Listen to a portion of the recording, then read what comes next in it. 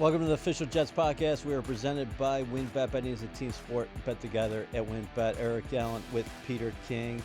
We are here inside the studio at One Jets Drive. Peter, how many years is this for you on the training camp circuit? Well, this is my 40th year, Eric, covering the NFL. 40th season, I should say. My first year was 1984, covering the Cincinnati Bengals, and it was slightly different in those days because virtually every day of a 6-week training camp in Wilmington, Ohio, which, as I'm sure you well know, is the corn capital of Ohio. And to say it was warm and toasty there virtually every day, I'm just glad I didn't have to play in it, because the majority of days the Bengals had two-a-days. They would practice from 9 to 11 in the morning, 3 to 5 in the afternoon. And I don't know why this sticks out to me, but the majority of practices were in pads. And I just thought to myself, this is really a hard job. And I remember one day, because for those who are big fans of this game, the one thing in my career that I truly regret is how many times I thought to myself, I'm standing with Paul Brown, who is the owner of the Bengals. I'm standing with Paul Brown watching football practice, and I'm not writing anything down. I'm just talking to him. I bet 40 times that summer I watched practice, the majority of practice, with Paul Brown. And I just consider myself highly, highly, highly fortunate to have begun my career in an environment like that. And look, the other one thing I'll tell you about training camps and how they've changed, my first year, it was either 84 or 85 that I went to the Pittsburgh Steelers camp in Latrobe. The PR guy there, Joe Gordon, I said, I want to talk to a couple of players. So he gave me some options. I said, I'd love to talk to Mike Webster. And so he said, okay, he's in room 254 over in the dorm. Just go over there and knock on the door. He'll answer and he'll let you in. Wow. I mean, how about that access? Eric, times have changed just slightly in covering the National Football League. So 40th summer here. The Jets are your first stop. You have the veteran eye. What do you look for when you come to a camp like the Jets? I took the lazy way out. I watched Aaron Rodgers for an hour and 40 minutes because I just wanted to see what he did, who he talked to, what he does. And there's a couple things that occurred to me. One is, I think the Jets are really lucky to have the defense that they do, because it reminds me of the cliche, the iron sharpens iron cliche. Because Rodgers is so precise with his throws that, look, in practice, this is not the scatter shooting Zach Wilson, where he's not the most accurate guy, at least at this point in his career. It is one of the most accurate throwers of the football in the 104-year history of the NFL. And so Sauce Gardner is going to have a good experience here. The whole secondary is going to have a good experience, because during the week they are going to be able to prepare for Josh Allen and Tua Tagovailoa and Mac Jones and Dak Prescott and whoever else is on their schedule, because they will not face a more accurate passer. And it just occurred to me watching this, it was hard for Rodgers to complete a pass in this practice I saw. Very hard. And the reason is that is a damn good secondary. And in my opinion, it's going to do major favors for both of them. Now, the practice session that you watched, Garrett Wilson exited early. He was getting his ankle looked at. Yeah. Robert Saleh thinks everything's fine there. Corey Davis also out with a viral illness. What is the restructuring of Rodgers' contract? What kind of message does that send internally and maybe throughout the league as well? You know, I asked him about it, and he basically said, because look, a lot of players restructure their contracts, but they don't say to the team, hey, here's $35 million back, or whatever the number is. I've seen the reports, and I don't know. I asked him about it, and he wasn't specific in exactly what he had given up. But clearly, if he had done nothing with this contract, he would have made a lot more money over the life of this contract. But he also would have severely hamstrung the Jets. And my feeling about it is it reminds me a lot of what Tom Brady used to do when, I forget what year it was, but after one of his Super Bowl years, his compensation that year, he was going to be the 23rd highest paid quarterback. And you just say, well, and Brady's whole attitude was, look, if they're spending to the cap, if they're taking this money and going to spend to the cap, I'm fine with it. And plus, we all know quarterbacks in the NFL, especially ones who win Super Bowls, can walk out of their homes and sign an hour's worth of autographs and make $1 million or whatever the silly sum is. So it's almost like, I'm sure, and Aaron Rodgers said, this is what makes me happy. I did this because I wanted to do it. Nobody forced me to do anything. I wanted to do this. And so I think it should probably endear him even more. I would think that the fan base is swooning over him as it is, but that should probably endear him even more to the fan base. It's the honeymoon stage right Yes. now. There's no doubt about that. But he's said it repeatedly that he's having a blast here. Yeah. You just talked to him within the last hour. Do you sense that? I think because I talked to him, we talked openly about how you said this off season, I'm 90% retired. Right.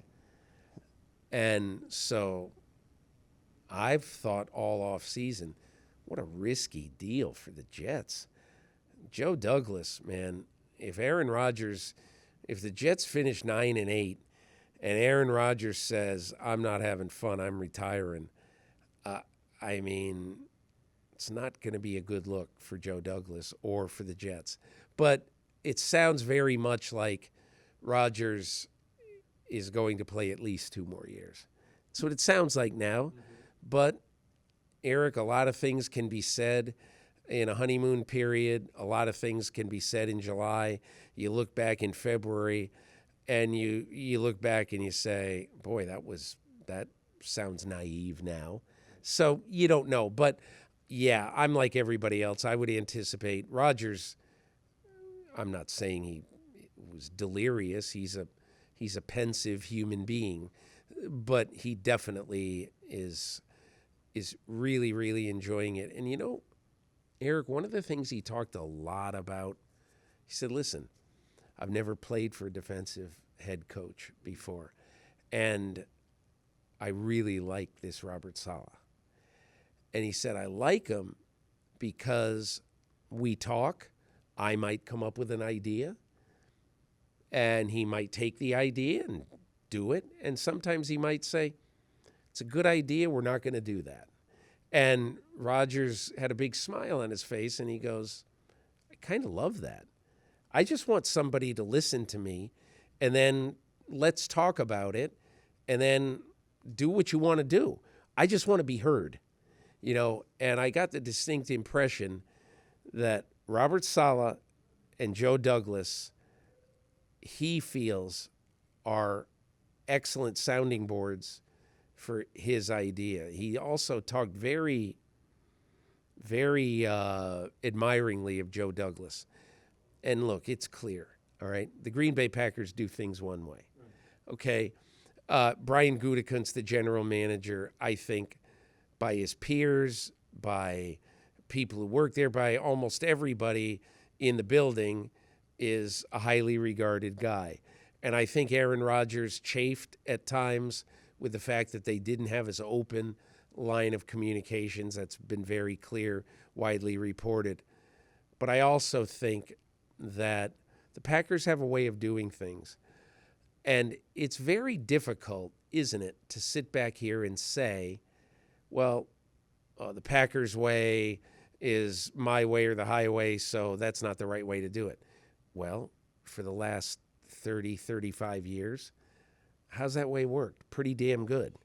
And so I just think, as Rodgers told me, he goes, sometimes it's just time.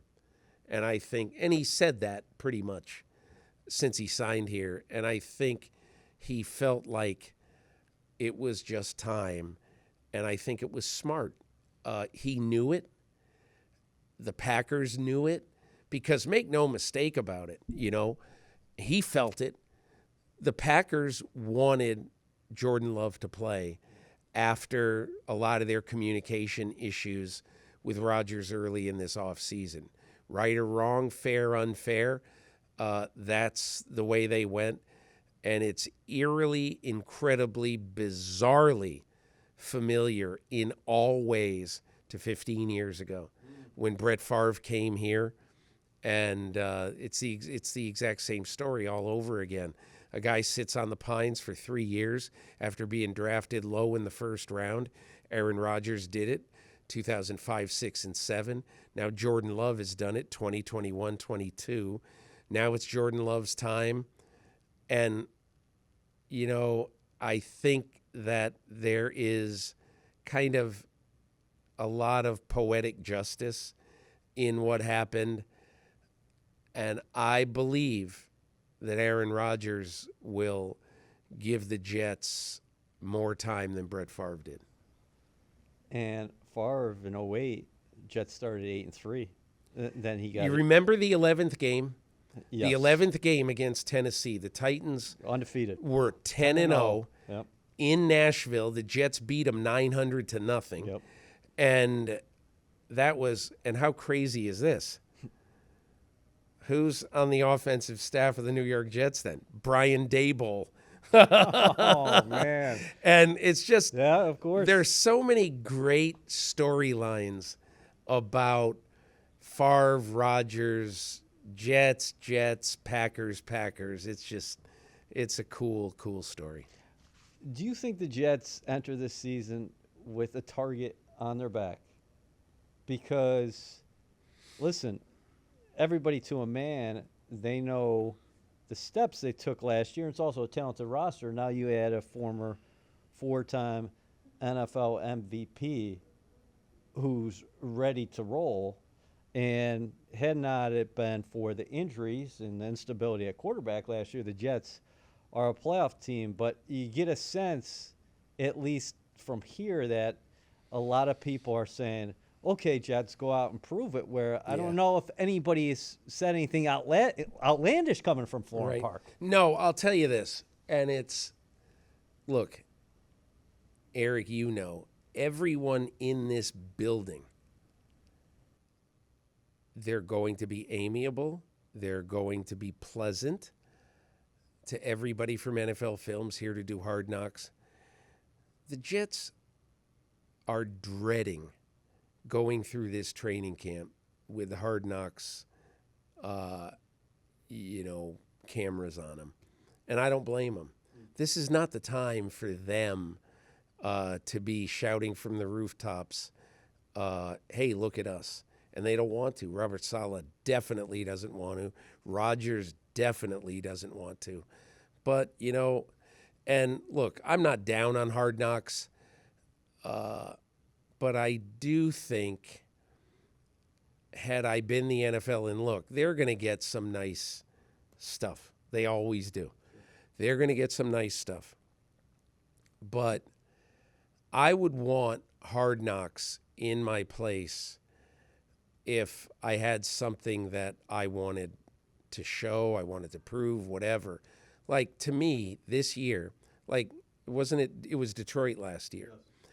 And Detroit was fantastic. Those were good shows because that was a team that said, the spotlight, let's have it.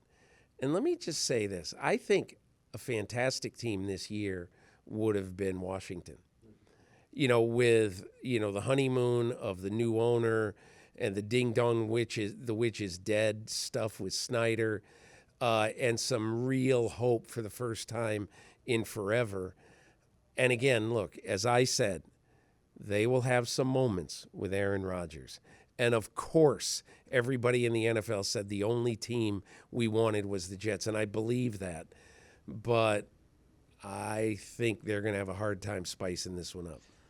A shout out to the Jets in-house production team, because One Jets Drive actually debuts August 7th, Monday night. Before Oh, is that right? Yeah, and they do a fantastic job, and they will continue to do a fantastic job. Jets fans, we're in our final push and the clock is ticking. WynnBET is giving you a golden opportunity to win VIP prizes for the 2023 season. The WynnBET Green Room is the most exclusive space at the stadium, with all-inclusive food and beverage, lower-level seats, and appearances by Jets legends and celebrities. New Jersey customers, all you need to do is wager at least $100 on WynnBET Sportsbook or Casino. For New York customers, all you need to do is wager at least $100 on WynnBET's Sportsbook. The best part? You get an entry for every $100 you wager. What would it do for Rodgers' legacy if he won in New York? Can you compare it to anything if he won big in New York? Well, because obviously his legacy cemented is for him individually, but I think honestly, I think Aaron Rodgers, to be a top 3, top 5 of all time, he's got to win more. I think he's got to win, whether it be a Super Bowl or take the Jets deep into the playoffs or something like that, for a very simple reason. If you look at the people who are considered, and look, it's such a ridiculously subjective list. I know that on my list, Tom Brady would be on top. Otto Graham would be number 2, and Joe Montana probably would be number 3. And everyone would say, what is Otto Graham doing there? And I say, well, he played professional football for 10 seasons. In 10 seasons, he played in the championship game. And in 7 seasons, his team won the championship, his Cleveland Browns team. And people might say, well, geez, he only played 10 years. Well, the world was different, and football was a lot different 70 years ago. And what football was back in the day was it was a game that you didn't play. Most players didn't play for longer than 7, 8, 9, 10 years. And now, obviously, it's different. But I think if you are looking logically and you want to consider all of history, history's written by the winners. And I think Aaron Rodgers needs to win more to prove that he should elbow his way into the top 3 or 5 of all time. would it be Mark Messier on steroids? You know, Well, or it would be a little bit mindful. It would be a little bit mindful of Tom Brady going to the Bucs, right. because everybody thought the Bucs were lost sheeps in the pasture of life in the NFL. And they obviously win a Super Bowl. It's a little bit different than the Rams, because the Rams were coming when Matthew Stafford went there. You know, they had already been to 1 Super Bowl with Jared Goff. So they were not at the bottom of the pile. But I think that's a great comparison about Mark Messier, because Messier was on the greatest hockey team of his era, the Edmonton Oilers, came to the Rangers, and maybe it's too strong to say he willed them. They had some great talent, obviously. But I think that's a very good comparison, because as with Messier, it'll be I shouldn't say much more.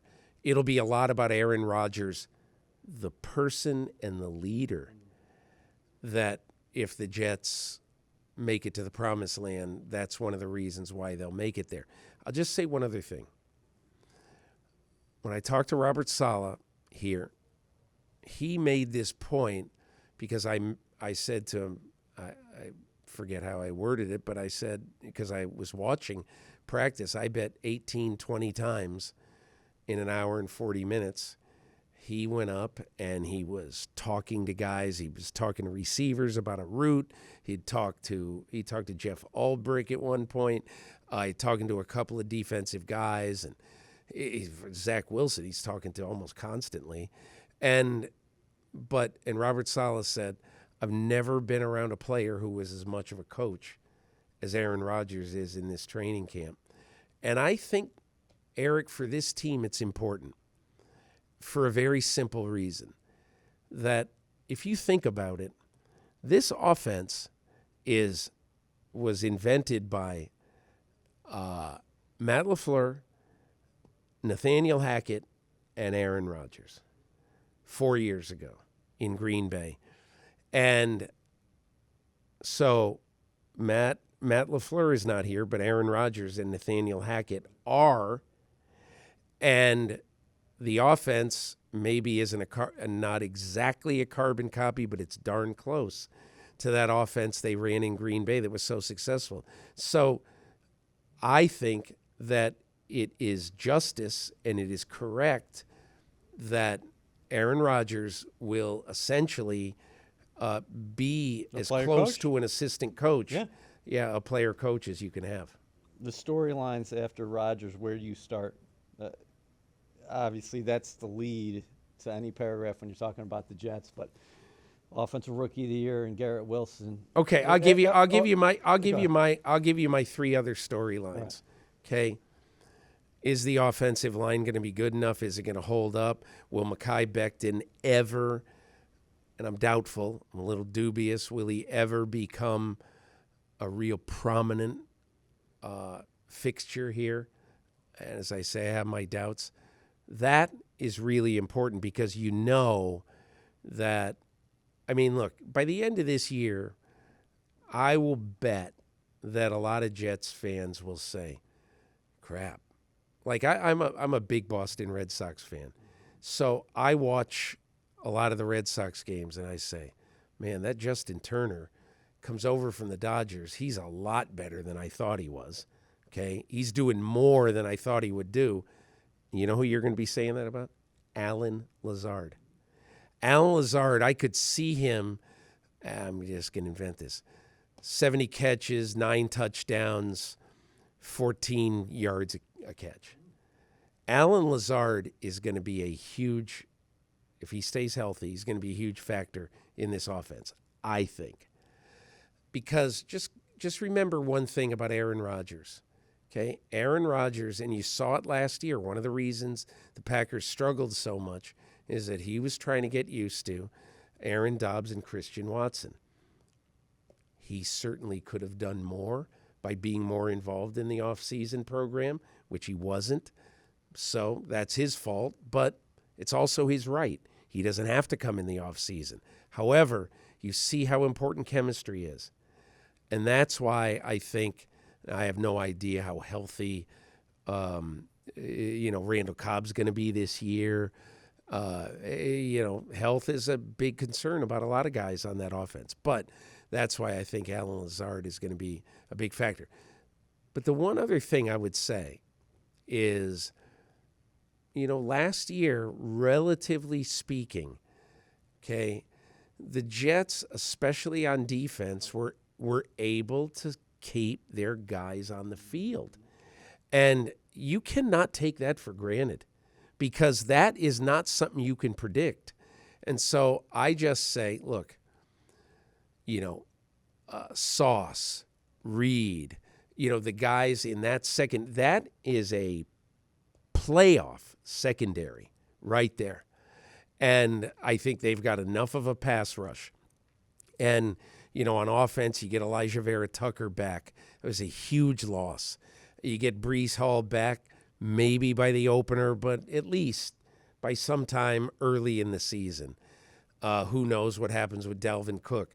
Probably there will be some verdict by the time people are listening to this. But I do think that, especially on defense, I'll tell you what, they would sign right now to have the same health this year that they had last year, because that is a top 5 defense if they all stay on the field. This has been fun. It always is.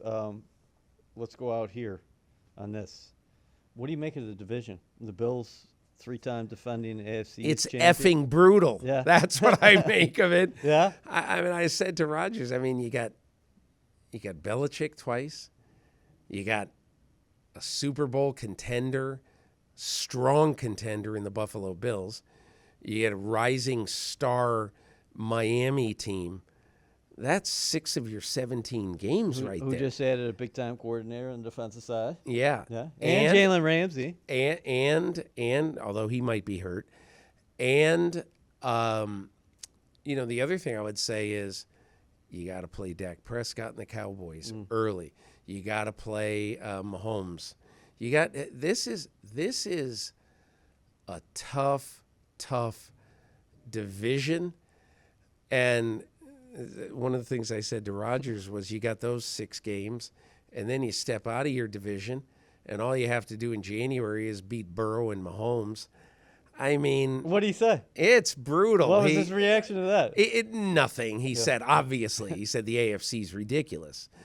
But Lazard, when I talked to him about that, I thought he was very interesting. He basically said, look, and I'm paraphrasing, I forget his exact words, but basically we're learning to crawl here. It's silly to start worrying about these Goliaths on the outside. We have to get as good as we can be, which is the right answer, by the way. We got to get as good as we can be. And I think right now, Jets will take baby steps. This occurred to me thinking about, where the Jets are right now. But Eric, the New York Jets will be in training camp for, I think, 12 days in the month of July. It's something like that. Maybe not practicing every day, but this is a long preseason for the Jets. Very long. And I think Robert Saleh has to be careful. You want to get your team ready, okay? But you don't want to have these. This is soft tissue time of year right now with guys trying to make your team and all that stuff. So, you gotta be a little conservative in what you're asking, especially with what is going to be absolutely torrid heat and humidity coming up here. I think you're going to see more green and white in Brooklyn over the next couple of weeks. I think so, months. too. Hall of Fame coming up. Parting shots on Klecko and Revis. I think I always thought that Joe Klecko's case was a little bit difficult. We've talked over the years about this. Over the years. And it was always a little bit difficult because what you want out of a guy on the defensive line is to be a dominating player for 12 or 13 years, 10, 12 years at least. And Joe Klecko was hurt by the fact that he was not Joe Klecko, he was Joe Team guy. Need me to play inside? I'll play the nose. Need me to play tackle in a four-man front? I'll play tackle. You need me to rush from the outside, which is not really his position. Although I think of all the things that Klecko did in his career, I think he was best at being a 4-3 end. I think he would have, it's a weird thing to say, but man, I'll tell you what, I could have, in his prime, Leonard Marshall on one side, Joe Klecko on the other side. Holy crap. With Lawrence Taylor behind Marshall and Banks behind Joe Klecko. Lord, that's ridiculous. But I'm happy for Klecko because I absolutely think he deserves it. I was always in his corner, and obviously I was. I voted for him every time it came up. Revis, look, I'm very pro Revis. I think he absolutely deserves to be in there. I think that the cornerback position has changed so mightily over the years that he, by doing the whole Revis Island thing, in my time covering the league, I think the two best cover corners were Deion Sanders and Darrelle Revis. And to me, today in this game, you could probably come up with 10 highlights a year where Revis gets beat. And so I think that to some degree was held against him because he probably got beat more than Deion did. But they threw a huge amount of times more than teams threw in Deion's era. And so, look, I think both guys deserve it. It'll be a great time for the Jets out in Canton. And I always like seeing franchises that didn't maybe win the biggest game or biggest games. I like when they get guys in the Hall of Fame because I think one of the things over the years that I wish, and I'm a longtime Hall of Fame voter, I wish the Tommy Nobises of the world and a lot of guys who were on teams that didn't win Super Bowls, they just get lost in the sauce. And so I'm happy for the Jets. It's very well deserved. I'm glad you just said lost in the sauce. Lost because in the sauce. You're bringing it full circle because Jets had a lockdown corner in Darrelle Revis. Now they got a lockdown corner in Sauce Gardner. Yeah. Peter, last time we talked was in Arizona, and who would have thunk it that Florham Park, New Jersey was 10 times hotter. It was. That's right. That's amazing. In Arizona. Yeah. It was great seeing you. Thanks, so much. Eric. Appreciate it.